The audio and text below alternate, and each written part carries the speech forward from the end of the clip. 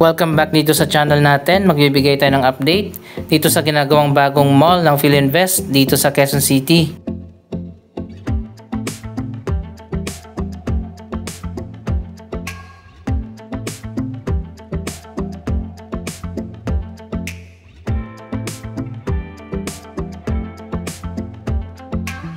Ito ang pinakabagong mall ng Philinvest na napakaganda ang location. Dito yan sa kanto ng EDSA at Aurora Boulevard.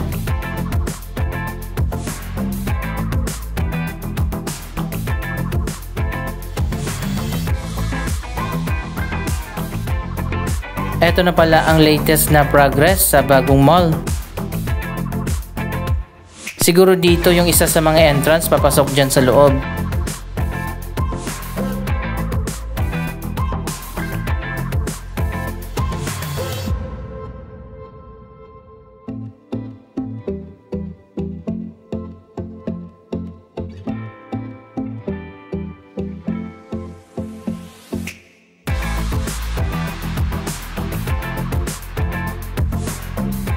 Napakalawak din ang mall na ito kapag natapos na.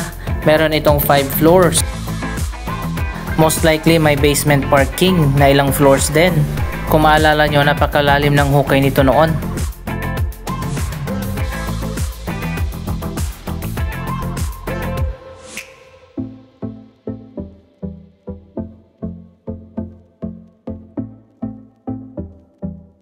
Ang proyektong ito ay mixed-use development.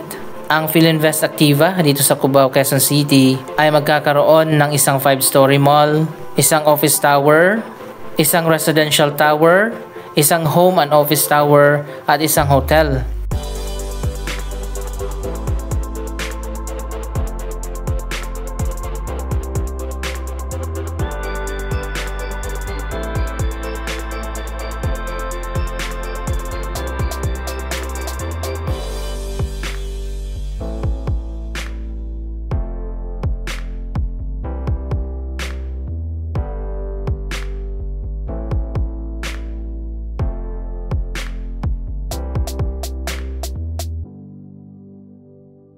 So ayan guys, malapit na matapos yung isang building doon sa dulo.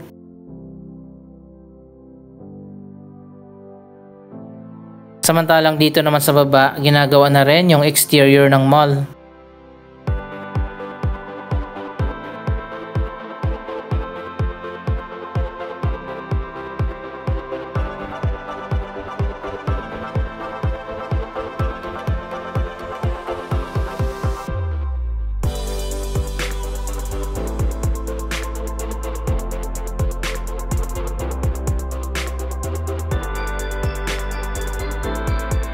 Sana lang talaga maganda yung loob nito dahil makakalaban nga nila ang bagong Gateway Mall 2 na napakaganda at world class.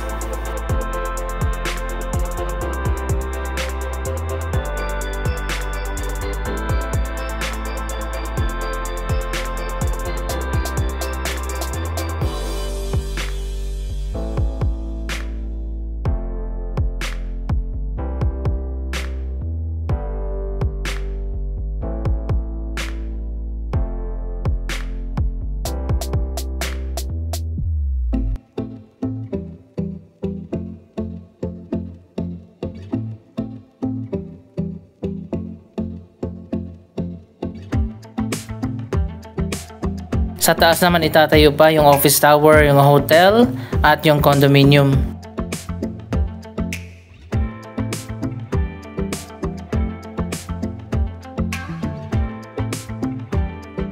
Ilang taon din na nabakante bago pa nasimulan ang proyektong ito. Sana yung malalim na hukay din dyan sa may Ortigas, matayuan na rin ang bagong project katulad nito.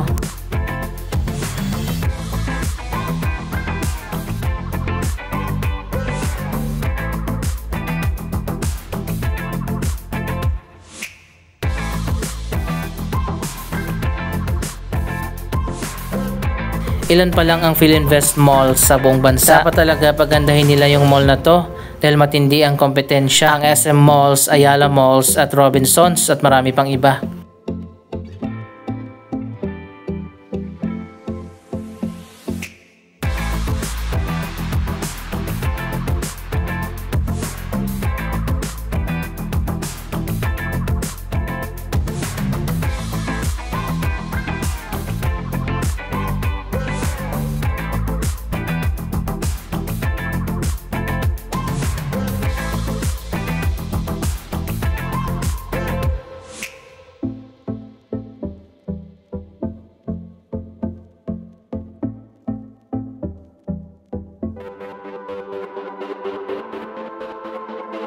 Anyway, napakaganda naman ng location ng project nila dito nga sa kanto ng EDSA at Aurora Boulevard.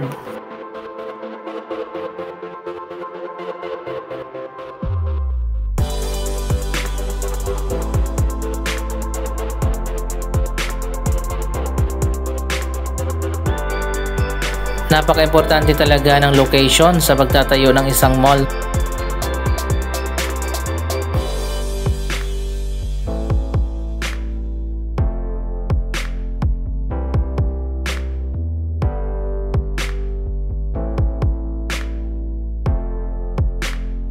Sinisimulan na rin pala na itayo ang office tower dito sa taas ng mall.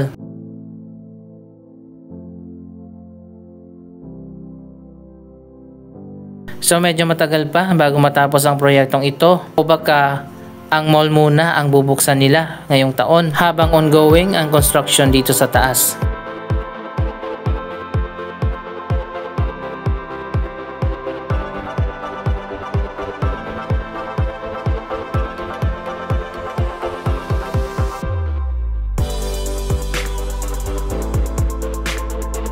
Yan ang abangan natin sa mga susunod na update.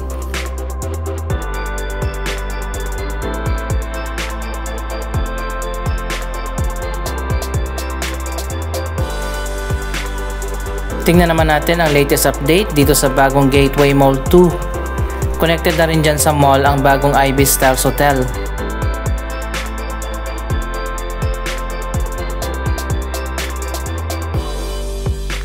Marami na mga bagong entrance mula dito sa mall na connected na sa Araneta Coliseum.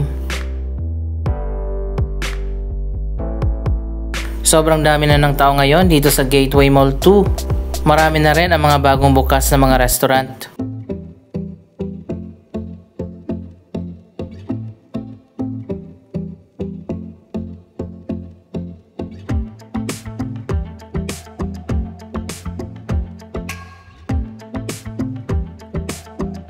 Malawak din yung mga flagship stores dito.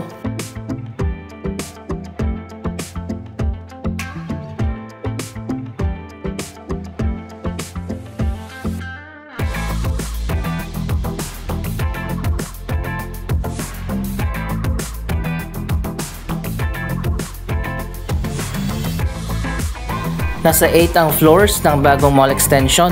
Meron ditong 4 na floors for commercial and retail, 2 underground floor at meron pang basement parking.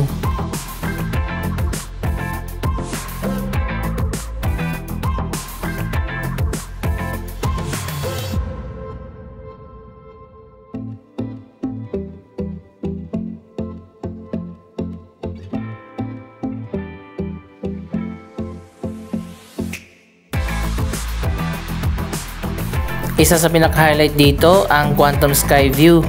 Dito yan makikita sa may atrium.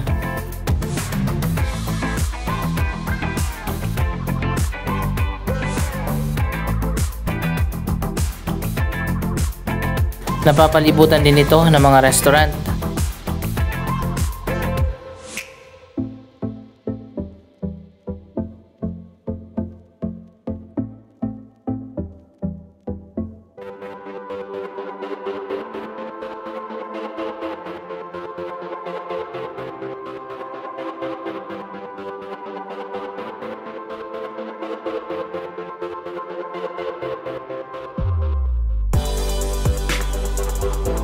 Sa iba pa mga floors, marami na rin ang nagbukas ng mga bagong stores at mga restaurant.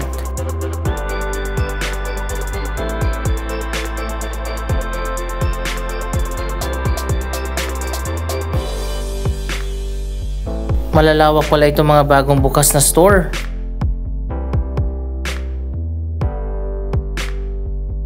Meron pang isa dito na mas malawak pa talaga.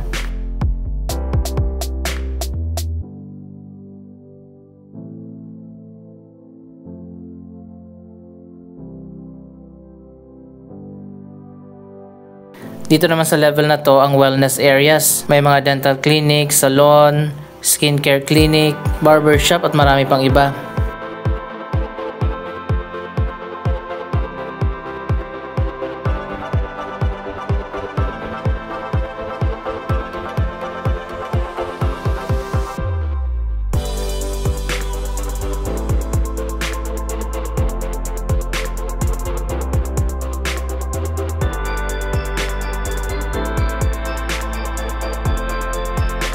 Kulang dito ng mga gadget stores. Mas marami ang mga restaurant.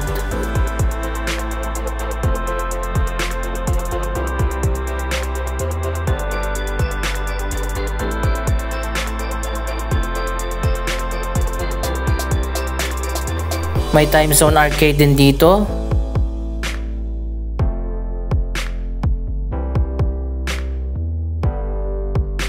Andito naman sa taas ang napakaganda na Cineplex.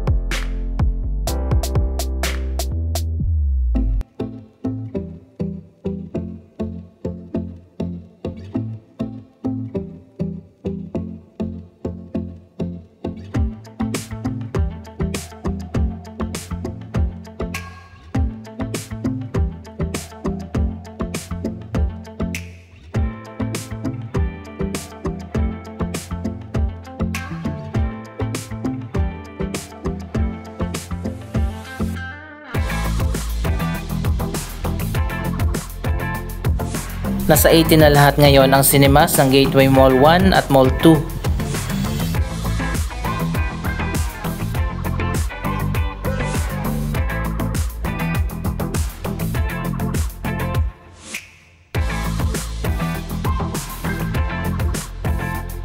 Sana diniretso nila dito yung carpeted floors. Mas maganda sana tingnan.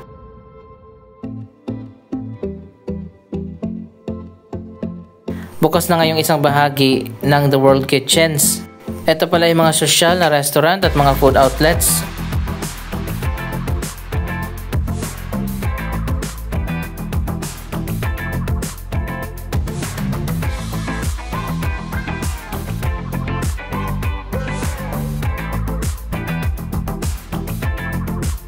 Tingnan nyo naman gaano kaganda dito. Yung kabilang side ginagawa pa.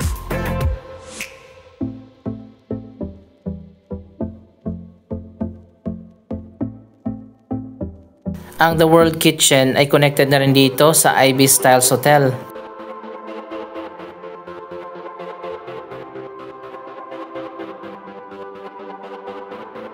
Dito naman sa lower ground floor, marami ding mga restaurant.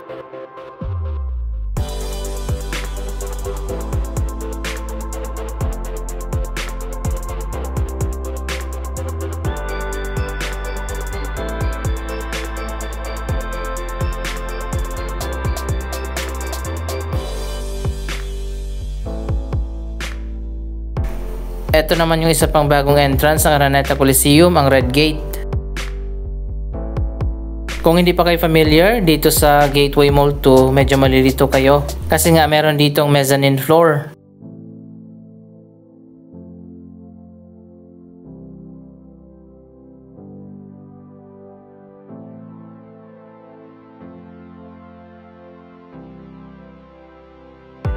Ito naman ang restaurant collection. Dito rin natin makikita ang indoor lagoon na may fountain.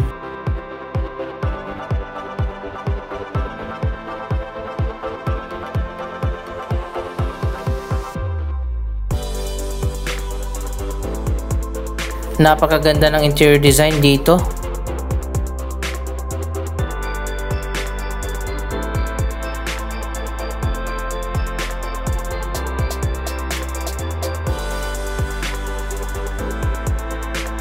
Bukod sa mga restaurant, meron din mga cafe.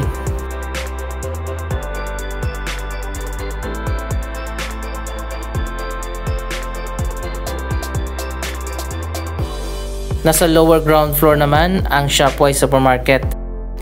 Dito talaga yung pinakamarami yung tao. Ito kasi yung daanan ng mga commuters mula sa MRT papunta doon sa kabila sa LRT Line 2 at vice versa. Marami din mga restaurant ang makikita dito. So ayun guys, ano masasabi nyo sa latest development ng iba't iba mga super malls dito sa Cubao? Mag-comment lamang dyan sa baba ng inyong mga reaksyon. Maraming salamat sa inyong panonood. Huwag kalimutan na mag-subscribe for more updates. Thank you for watching.